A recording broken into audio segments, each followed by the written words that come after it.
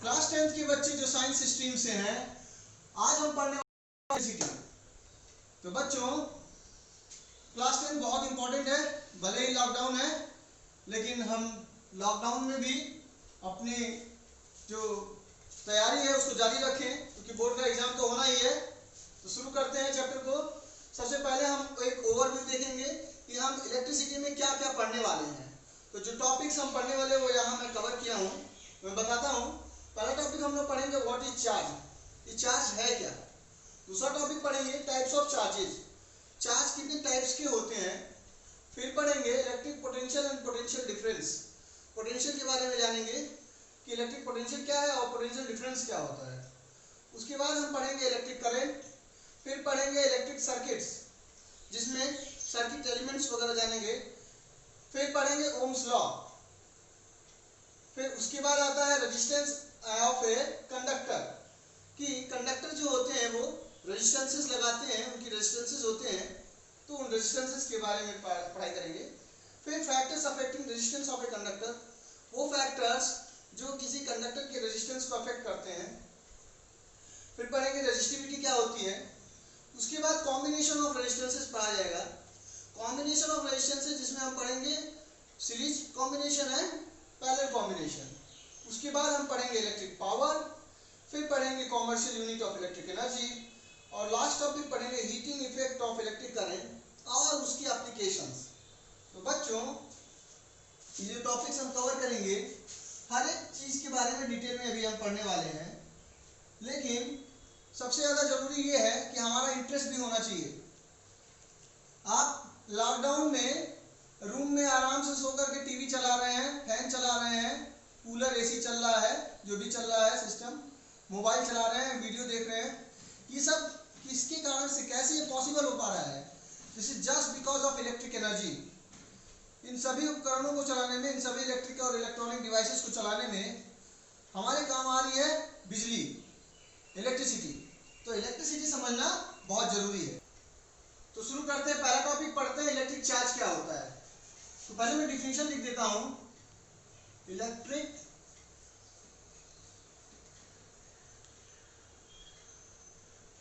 Charge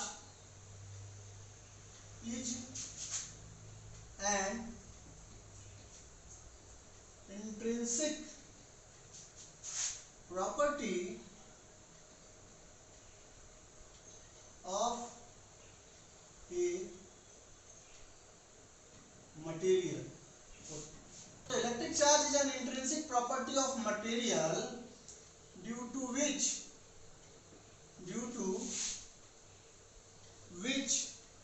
it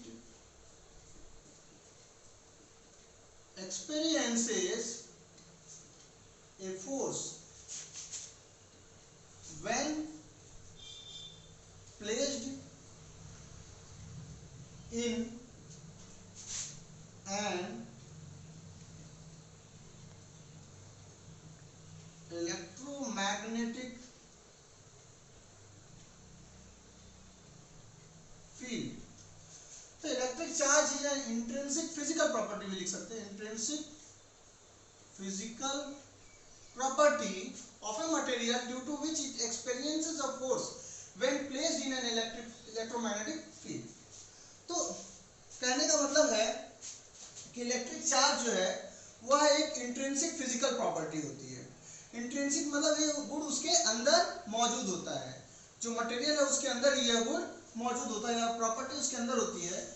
intrinsic physical property of a material due to which, जिसके कारण से it experiences a force, यह एक फोर्स का अनुभव करता है when placed in an electromagnetic field, जब हम इसे इलेक्ट्रोमैग्नेटिक फील्ड में रख देते हैं तो यह एक फोर्स का अनुभव करता है। तो ये डिफिनेशन आपको लर्न कर लेना है कि electric charge is an intrinsic physical property of a material due to which it experiences a force when placed in an electromagnetic field. Now अब हम जान चुके हैं इलेक्ट्रिक चार्ज क्या होता है। इसके बाद हम जानेंगे कि कोई सब्सटेंस या कोई मटेरियल कितने तरह की इलेक्ट्रिक प्रॉपर्टी रख सकता है। तो या तो वह इलेक्ट्रिकली न्यूट्रल हो, या तो वह इलेक्ट्रिकली पॉजिटिव होगा या तो वह इलेक्ट्रिकली नेगेटिव होगा। तो माय डियर स्टूडेंट्स, तीन तरह की कंडीशन है पॉसिबल, इलेक्ट्रिकली न्यूट्रल हो, इलेक्ट्रिकली पॉजिटिव हो या इलेक्ट्रिकली नेगेटिव हो। अब हम ये कैसे समझ सकेंगे, इसके लिए मैं आपको सबसे पहले बताऊंगा व्हाट इज फ्रिक्शनल इलेक्ट्रिसिटी। कौन सा टॉपिक देखेंगे? फ्रिक्शनल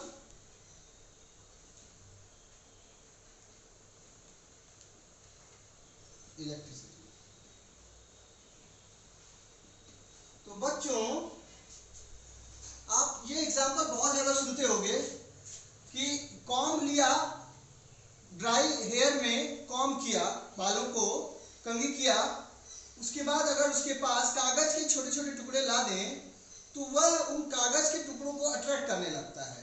ठीक है, तो ये जो इस तरह की चीजें होती हैं, ऐसे ही एगोनोइट या ग्लास की रॉड हो, उसको सिल्क के थ्रेड से रगड़ते हैं तो उसमें भी इस तरह की घटनाएं होती हैं। तो इन घटनाओं का कारण हम एक्सप्लेन करते हैं, कहते हैं कि यह जो आपका ग्लास रॉड है या कॉम्ब है वह चार्ज हो गया है। वह क्या हो गया है? चार्ज हो गया है। अगर हम एक ग्लास लें और सिल्क का थ्रेड ले लें, फिर दूसरा ग्लास लें और फिर एक और सिल्क का थ्रेड ले लें, तो इस तरह से दो ग्लासेस लिए और दो सिल्क के थ्रेड लिए, इस ग्लास पे इस सिल्क के थ्रेड को रब किया और इस ग्लास पे इस सिल्क के थ्रेड को रब किया, तो अगर हम दोनों सिल्क के थ्रेड्स को पास लाएंगे तो वो दोनों सिल्क के थ्रेड एक दूसरे से दूर हटते हैं। वो क्या करते हैं? एक दूसरे से दूर हटते हैं। लेकिन अगर इस ग्लास और इस सिल्क के थ्रेड को एक दूसरे के पास लाएंगे तो देखेंगे इन दोनों में क्या होता है? अट्रैक्शन की प्रॉपर्टी होती है। तो हम समझ सकते हैं यहां से कि चार्जेस दो तरह के डेवलप हो रहे हैं, जिनके कारण से हम अट्रैक्शन भी देख रहे हैं और रिपल्शन भी देख पा रहे हैं। इसका मतलब दो तरह की फिनोमेना हो रहा है, दो तरह की घटनाएं हो रही हैं। एक हो रहा है इलेक्ट्रिकल अट्रैक्शन और दूसरा जो पॉसिबल हो रहा है वह है इलेक्ट्रिकल रिपल्शन। जबकि हम जब क्लास 9th में ग्रेविटेशन पढ़ रहे थे तो हम जानते हैं कि मासेस एक दूसरे को सिर्फ और सिर्फ अट्रैक्ट कर सकते हैं, कभी भी दो मासेस एक दूसरे को रिपेल नहीं करते हैं। तो इलेक्ट्रिसिटी का जो प्रॉपर्टी होता है उसमें दो तरह के फिनोमिना हो रहे हैं, अट्रैक्शन का भी और रिपल्शन का भी। इसका मतलब चार्जेस दो तरह के होते हैं, चार्जेस दो तरह के हैं, एक है पॉजिटिव चार्ज और दूसरा है नेगेटिव चार्ज। चार्जेस दो तरह के हैं, पॉजिटिव और नेगेटिव। इसके बाद हमें यह समझना जरूरी है कि अगर हम एक पॉजिटिव चार्ज को दूसरे पॉजिटिव चार्ज के पास लाएंगे, जैसा कि एक्सपेरिमेंट में हम देखे थे कि दो पॉजिटिवली चार्ज थ्रेड्स लाए या दो नेगेटिवली चार्ज ऑब्जेक्ट्स एक दूसरे के पास लाए जाए, तो अगर दोनों पॉजिटिव है तो भी दोनों एक दूसरे से दूर हटेंगे, दोनों नेगेटिव है तो भी दोनों एक दूसरे से दूर हटेंगे। अगर एक पॉजिटिव है एक नेगेटिव है तो दोनों एक दूसरे के पास आएंगे, अगर एक नेगेटिव है एक पॉजिटिव है तो भी दोनों एक दूसरे के पास आएंगे। तो चार केसेस पॉसिबल हैं। एक में मैं पॉजिटिव पॉजिटिव दिखा रहा हूं, पॉजिटिव नेगेटिव दिखा रहा हूं, sorry positive positive, positive negative negative, positive negative and the last one is negative and positive. अगर इस तरह के केसेस हैं तो उनमें क्या होगा? अगर पॉजिटिव पॉजिटिव होंगे तो रिपल्शन होगा, एक दूसरे से दूर हटेंगे। अगर नेगेटिव नेगेटिव है तो भी रिपल्शन होगा, एक दूसरे से दूर हटेंगे। अगर पॉजिटिव और नेगेटिव है तो अट्रैक्शन होगा, एक दूसरे के पास आएंगे। नेगेटिव और पॉजिटिव है तो अट्रैक्शन होगा और एक दूसरे के पास आएंगे। इसके बाद तो यहां से हमें ये कंक्लूजन मिलता है कि अपोजिट और unlike charges attract each other. अगर चार्जेस अपोजिट होंगे यानी जैसे पॉजिटिव और नेगेटिव या नेगेटिव एंड पॉजिटिव, अगर अनलाइक चार्जेस होंगे, अपोजिट चार्जेस होंगे, अपोजिट चार्जेस होंगे या अनलाइक चार्जेस होंगे तो एक दूसरे को अट्रैक्ट करेंगे, और सिमिलर चार्जेस होंगे या लाइक चार्जेस होंगे तो एक दूसरे को रिपेल करेंगे। इसके बाद आता है यूनिट ऑफ चार्ज। क्या पढ़ेंगे हम? Unit of charge. तो बच्चों चार्ज का यूनिट कूलाम होता है, ठीक है। यह कूलाम जो है, ये कूलाम नाम के एक साइंटिस्ट थे, उन्हीं के ऊपर है। तो unit of charge, unit of charge, the unit of charge is coulomb. Okay, the charge on an electron, the charge on a proton। अभी तक मैं मान के चल रहा हूं कि आप जानते हो इलेक्ट्रॉन और प्रोटॉन क्या होते हैं। अगर नहीं जानते हो तो थोड़ा सा बहुत मैं ओवरव्यू आपको दे देता हूं, थोड़ी बहुत बातें बताता हूं। देखो बच्चों, एटम जो होता है उसके सबसे अंदर में होता है न्यूक्लियस, जिसमें रहते हैं प्रोटॉन और न्यूट्रॉन, ठीक है। तो एटम के अंदर में जो सबसे भीतरी पार्ट होता है, कोर जो होता है उसका, वह होता है न्यूक्लियस, जिसमें होते हैं प्रोटॉन और न्यूट्रॉन। और इस न्यूक्लियस के चारों ओर अलग अलग ऑर्बिट में इलेक्ट्रॉन्स घूमते रहते हैं, ठीक है। तो ये होते, यहां पर ये है हमारे इलेक्ट्रॉन्स, ये हमारे प्रोटॉन और न्यूट्रॉन। तो बाय कन्वेंशन हम कहते हैं कि इलेक्ट्रॉन के ऊपर नेगेटिव चार्ज होता है और प्रोटॉन के ऊपर पॉजिटिव चार्ज होता है। दिस इज कन्वेंशन, यह एक कन्वेंशन है, एक परंपरा है कि इलेक्ट्रॉन के ऊपर जो चार्ज है उसे नेगेटिव चार्ज कहते हैं और प्रोटॉन के ऊपर जो चार्ज है उसे हम पॉजिटिव चार्ज कहते हैं। तो इलेक्ट्रॉन के ऊपर जो चार्ज होता है वह होता है 1.6 × 10⁻⁻19 कूलम, और प्रोटॉन के ऊपर जो चार्ज है वह भी है 1.6 × 10⁻19 कूलम। लेकिन इलेक्ट्रॉन के ऊपर जो चार्ज है वह माइनस में है और प्रोटॉन के ऊपर जो चार्ज है वह प्लस में है, ठीक है। तो एक इलेक्ट्रॉन के ऊपर जो चार्ज है वह है -1.6 × 10⁻19 कूलम, और एक प्रोटॉन के ऊपर जो चार्ज है वह प्लस में है। प्लस लिखने की जरूरत नहीं होती, इसलिए मैं लिख रहा हूं 1.6 × 10⁻19 कूलम, ठीक है। तो यह एक इलेक्ट्रॉन के ऊपर जो चार्ज है वो बहुत कम है। अगर हमारे सामने एक सवाल हो कि how many electrons will make 1 coulomb charge, कितने सारे इलेक्ट्रॉन मिल करके 1 कूलम चार्ज बनाएंगे, और देखते हैं, ठीक है। तो 1 कूलम चार्ज के लिए देखते हैं, तो लिखेंगे number of electrons required to make 1 coulomb of charge is equal to, कितना चार्ज है 1 कूलम का, एक इलेक्ट्रॉन पर कितना चार्ज है 1.6 × 10⁻⁻19 कूलम की। तो इतने इलेक्ट्रॉन अगर हमारे पास हो तो हमारा चार्ज कितना हो जाएगा, टोटल 1 कूलम का हो जाएगा। तो डिवाइड करते, कूलम से कूलम कैंसिल हो गया, 1/1.6 × 10⁻⁻19। अब ये जो 10⁻⁻19 नीचे में है, यह 10 वाला पावर जब ऊपर जाएगा तो हो जाएगा 10⁻19/1.6। अब इसको सॉल्व करने के लिए हम लोग एक काम और कर सकते हैं, यह कि इसको लिख सकते हैं हम 10 × 10⁻18। 10⁻19 को लिख सकते हैं 10⁻1 × 10⁻18, और नीचे में है 1.6। अब 10/1.6 × 10⁻18, ठीक है। तो बच्चों अब अगर हम चाहें तो 10 से ऊपर मल्टीप्लाई करते हैं और 10 से नीचे, तो 10 से ऊपर मल्टीप्लाई करेंगे तो 10 10 जा 100, और 1.6 में अगर 10 से मल्टीप्लाई करेंगे तो हो जाएगा 16, और मल्टीप्लिकेशन में 10⁻18 है ही। अब अगर 16 से 100 में डिवाइड करिएगा तो आएगा ऑलमोस्ट 6.25 × 10⁻18। तो एक इलेक्ट्रॉन पर कितना चार्ज है?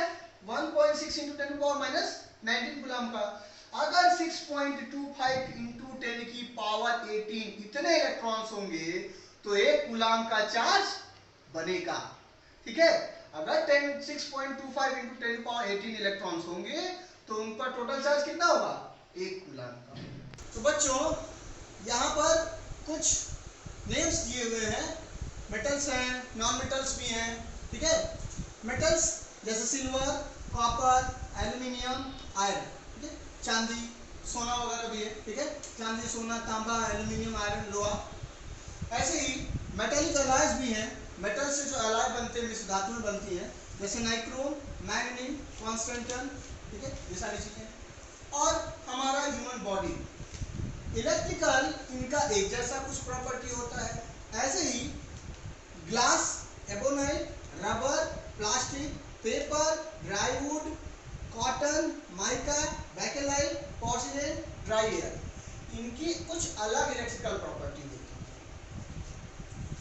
है। इनसे होकर के ये जो मेटल्स या मेटेलिक अलॉयज हैं, इनसे होकर के इलेक्ट्रिक चार्जेस आसानी से फ्लो करते हैं। ठीक है, चार्ज के फ्लो को ही करंट कहते हैं। Flow of charge is called electric current. तो ऐसे मटेरियल जिनसे इलेक्ट्रिक चार्ज आसानी से फ्लो करता है, या ऐसे मटेरियल जिनके थ्रू इलेक्ट्रिक करंट आसानी से फ्लो करे, उन्हें हम कहते हैं कंडक्टर। और ऐसे मटेरियल जिनसे होकर के इलेक्ट्रिक करंट आसानी से फ्लो ना करे, उन्हें हम कहते हैं इंसुलेटर। तो हाई स्कूल में हमें कंडक्टर और इंसुलेटर सिर्फ यही दो पढ़ना है। इंटरमीडिएट में जब आप जाएंगे तो वहां सेमीकंडक्टर भी पढ़ेंगे, सेमीकंडक्टर डिवाइसेस भी पढ़ेंगे, और एप्लीकेशन ऑफ सेमीकंडक्टर डिवाइसेस भी पढ़ेंगे। वहां बहुत सारी चीजें आएंगी। फिर हाई स्कूल में आसान है, हमें दो चीजें पढ़नी हैं। एक पढ़ना है कंडक्टर या कंडक्शन, और दूसरा पढ़ना है हमें इंसुलेशन या इंसुलेटर्स।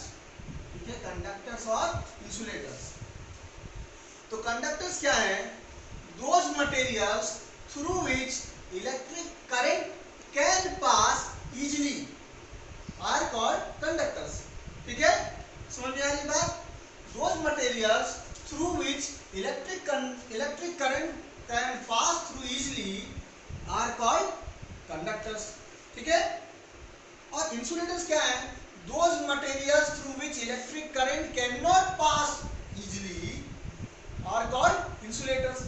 तो conductors वो मटेरियल है जिनसे इलेक्ट्रिक करंट आसानी से होकर गुजर जाए, और इंसुलेटर्स वो मटेरियल है जिनसे होकर के इलेक्ट्रिक करंट आसानी से ना गुजरे।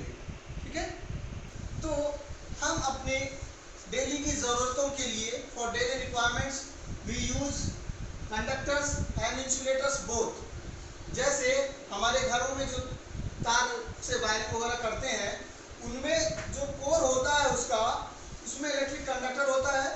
ठीक है, कॉपर के वायर होते हैं, यहाँ कॉपर है ना, ये कॉपर वायर होते हैं। उनके ऊपर इंसुलेशन किया जाता है। किससे इंसुलेशन करते हैं? प्लास्टिक के मटेरियल से। ठीक है, प्लास्टिक मटेरियल से क्या किया जाता है? जैसे ये वायर है, इस वायर के अंदर क्या होगा? कंडक्टर होगा, और इसके अंदर में जो कॉपर या कॉपर वगैरह के वायर वगैरह होंगे, या एल्यूमिनियम वायर भी यूज करते हैं कभी कभी, उसके ऊपर हम प्लास्टिक से इंसुलेशन कर देते हैं।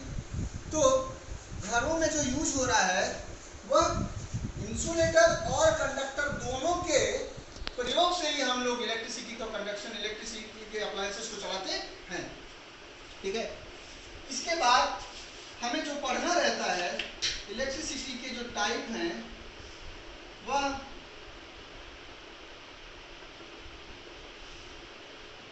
दो तरह के हैं।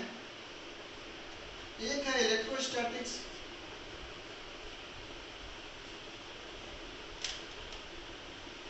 और दूसरा है करंट इलेक्ट्रिसिटी।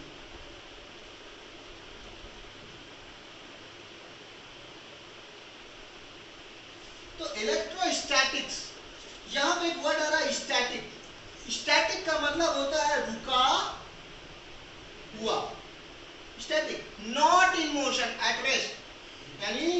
यहाँ पर चार्ज जो होगा चार्ज एट रेस्ट, और करंट इलेक्ट्रिसिटी जो है वहां पर चार्ज इन मोशन।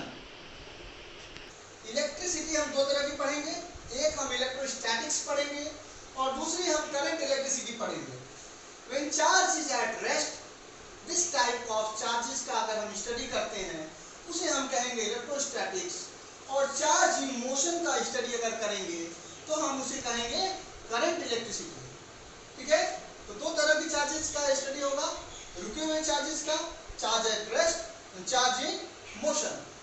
जैसे मैं आपको शुरुआत में एग्जांपल में बताया कि किसी कॉम को ड्राई एयर में घुमाते हैं तो उसके ऊपर चार्ज आ जाता है। एबोनाइट के रॉड को किसी थ्रेड से रगड़ते हैं तो उसके ऊपर चार्ज आ जाता है। ग्लास रॉड को थ्रेड से, सिल्क से रगड़ेंगे तो उसके ऊपर चार्ज आ जाता है। ये जितने भी तरह के चार्जेस आ रहे हैं, चाहे वो कॉम के ऊपर हो, चाहे वो एबोनाइट रॉड के ऊपर हो, चाहे वो ग्लास रॉड के ऊपर हो, ये सारे चार्जेस किसमें हैं? रुके हुए हैं, उनके सरफेस के ऊपर है, और वो चार्जेस कहलाते हैं इलेक्ट्रोस्टैटिक्स। ऐसे चार्जेस का जो स्टडी होगा वो कहलाएगा इलेक्ट्रोस्टैटिक्स। लेकिन घरों में जो बिजली आ रही है, जिनसे हम फैन चला रहे हैं, कंप्यूटर चला रहे हैं, वह कौन सी बिजली है? करंट इलेक्ट्रिसिटी है। वैसे चार्ज इन मोशन का स्टडी हम लोग कहेंगे करंट इलेक्ट्रिसिटी। तो अगली क्लास में हम करंट इलेक्ट्रिसिटी के बारे में और इलेक्ट्रोस्टैटिक्स के बारे में जानेंगे। इलेक्ट्रिक पोटेंशियल क्या है, इलेक्ट्रिक पोटेंशियल डिफरेंस क्या है, वो सभी चीजें हम जानेंगे। आज के लिए बेसिक इंट्रोडक्शन क्लास 10 के चैप्टर वन या आपकी बुक में कोई और भी चैप्टर हो सकता है, इलेक्ट्रिसिटी का हम लोग एक बेसिक ओवरव्यू समझ गए कि चार्ज क्या होता है, और चार्जेस, एक इलेक्ट्रॉन पर कितना चार्ज है, प्रोटॉन पर कितना चार्ज है, चार्ज कैसे प्रोड्यूस होता है, फिर कंडक्टर्स क्या हैं, इंसुलेटर क्या हैं, और इलेक्ट्रिसिटी के दो टाइप्स जो है इलेक्ट्रोस्टैटिक्स और करंट इलेक्ट्रिसिटी होती क्या है।